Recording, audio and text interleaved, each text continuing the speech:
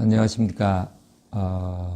오늘은 시편 10편 8절부터 14절까지 계속해서 공부하겠습니다. 8절에서 11절은 악인은 사람을 죽인다라는 제목을 붙일 수 있습니다. 여기서는 참으로 끔찍한 장면이 세밀하게 잘 묘사되고 있습니다. 정말 이런 일이 일어났을까 그런 생각이 들기도 하고, 그래서 아마 이것은 은유가 아닐까 그렇게 생각할 수도 있는데, 그래도 실제 일어난 일을 그대로 사실적으로 묘사한 것이라고 보는 것이 나을 것 같습니다. 8절에 보면 그가 마을 구석진 곳에 앉으며 그 은밀한 곳에서 무죄한 자를 죽이며 그의 눈은 가련한 자를 엿보나이다. 그러니까 어떤 마을에서 일어난 것 같습니다. 예루살렘 같이 집이 빡빡하게 들어서 있는 성 안에서는 그렇게 할 수가 없고,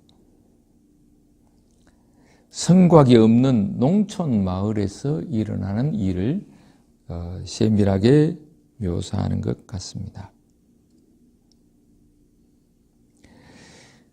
그러니까 매복해서 앉아 있다는 거죠.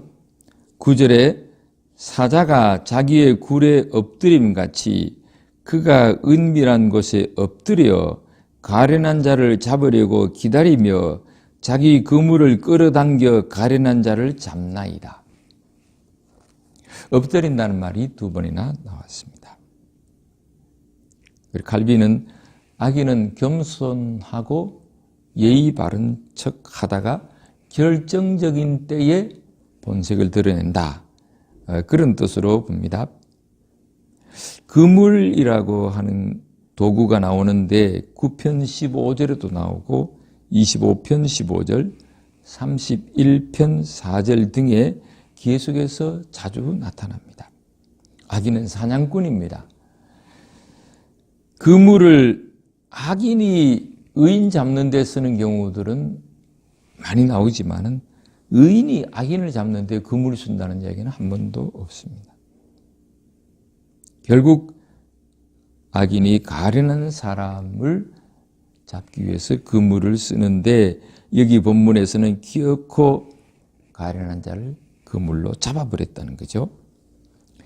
10절에 그가 굽으려 엎드리니 그의 포악으로 말미암아 가련한 자들이 넘어지나이다. 굽으린다, 엎드린다 하는 말은 친다, 덮친다, 그런 뜻입니다. 그물에 사로잡히면 사람이 거기서 벗어나려고 발버둥 치잖아요. 그러면 몽둥이 가지고 가서 치고, 그리고 꼼짝을 못하게 그 위에 덮치고, 그렇게 했다는 거죠. 그렇게 해서 힘으로 말미암아, 힘으로 그를 죽인다는 거죠. 가련한 자들이 넘어진다, 이건 쓰러졌다 하는 뜻입니다. 결국은 가련한 자, 불쌍한 사람이 죽는 광경을 자세히 묘사하고 있습니다. 11절에 그가 그의 마음에 이르기를 하나님이 잊으셨고 그의 얼굴을 가리셨으니 영원히 보지 아니하시리라 하나이다. 잊으셨다, 잊는다 하는 것은 앞에도 나왔지만은 9편, 10편의 핵심적인 단어입니다.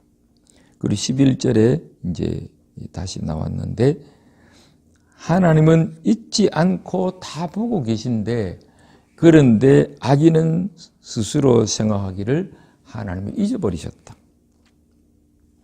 마치 건망증 심한 노인 취급을 하고 있습니다. 그의 얼굴을 가리셨다. 겁이 많아가지고 귀찮아서 아예 안 본다는 거죠. 아예. 하나님은 인간사에 관심이 없다. 그래서 보고도 못 본 척한다. 관심이 없어서 쉽게 잊어버린다. 그렇게 악인들은 생각한다는 거죠. 칼빈은 이 부분에서 이 악인이 바로 종교적인 지도층, 교황청을 뜻하는 것이라고 그렇게 생각합니다. 악인들은 하나님이 악인들에게 뭔가 매인 것이 있어서 악인들을 건드리지 못한다. 그렇게 생각한다는 거죠. 자기들이 종교적인 자리에 높은 자리에 있기 때문에 하나님이 자기를 못 친다. 그렇게 생각하고 있다는 거죠. 12절부터 14절 제발 일어나십시오 라는 제목을 붙일 수 있습니다. 이 말은 3편 7절, 7편 6절, 17편 13절, 44편 26절에도 자주 시편에 나오는 말씀이고 여기 9편 19절에서도 이미 한번 나왔습니다. 하나님은 세상을 심판하기 위해서 일어나셔야 한다고 하는 말입니다.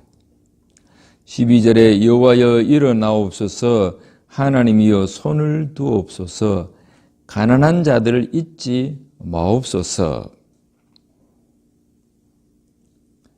가난하고 힘없는 불쌍한 사람을 잊지 마시라고 간구하고 있습니다. 악인은 하나님이 잊었다고 주장하는데 그렇지 않다는 것을 하나님이 좀 일어나셔서 보여주시라고 하는 말입니다. 13절에 어찌하여 악인이 하나님을 멸시하여 그의 마음에 이르기를 주는 감찰하지 아니하리라 하나이까. 멸시한다는 말은 3절에도 나왔습니다. 그런데 결정적으로 번역이 좀 문제가 있는 것은 주는 감찰하지 아니하리라.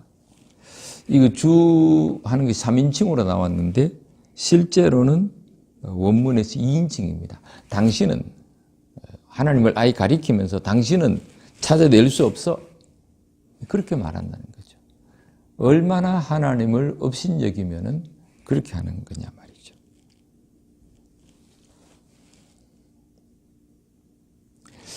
(4절에서는) 악인이 하나님을 찾지 않는다 그랬는데 여기서는 악인이 주장하기를 하나님은 찾지 않는다. 찾을 수 없다. 조사할 능력이 없다. 그렇게 얘기를 하면서 하나님을 경멸한다는 거죠. 사무엘하 12장 10절에 보면은 하나님은 바세바 사건을 일으킨 다윗에게 나단 선지자를 통해서 이렇게 말씀하시죠. 네가 나를 업신여기고 우리아의 아내를 취했다.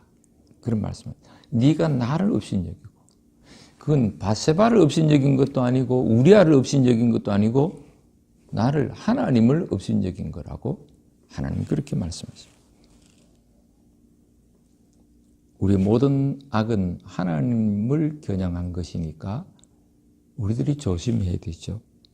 그런데 여기에 악인은 뻔뻔스럽게 죄를 지으면서 하나님을 가리켜서 당신은 못 찾아. 그렇게 말한다는 거예요. 14절에 주께서는 보셨나이다. 주는 재앙과 원한을 감찰하시고 주의 손으로 갚으려 하시오니 외로운 자가 주를 의지하나이다. 그랬습니다. 주님은 보셨습니다. 모르지 않습니다. 그 말이죠. 재앙하는 것은 고통이라는 뜻이고 원한하는 것은 괴로움이라는 뜻입니다. 감찰하시고 하는 것은 내려다 보시고 목격하시고 하나님은 다 보시고 목격하셨고 그 고통과 그 괴로움을 다 알고 계신다는 다 보셨다는 거죠. 주의 손으로 갚으려 하시오니 그것을 하나님의 손에 두려고 하신다. 하나님 직접 처리하시려고 한다는 거죠. 그러니까 외로운 자가 그 원문의 뜻은 불쌍한 사람 하는 뜻입니다. 불쌍한 사람이 그러니까 주님을 의지합니다. 그런 뜻입니다. 하나님은 다 보셨고 알고 계십니다. 그리고 주님의 손으로 친히 해결하시려고 하십니다. 그러니까 불쌍한 사람들이 하나님을 의지하죠. 주는 벌써부터 고아를 도우시는 이시니이다. 원문에는 벌써부터라는 말이 없습니다. 하나님은 고아의 후원자시다.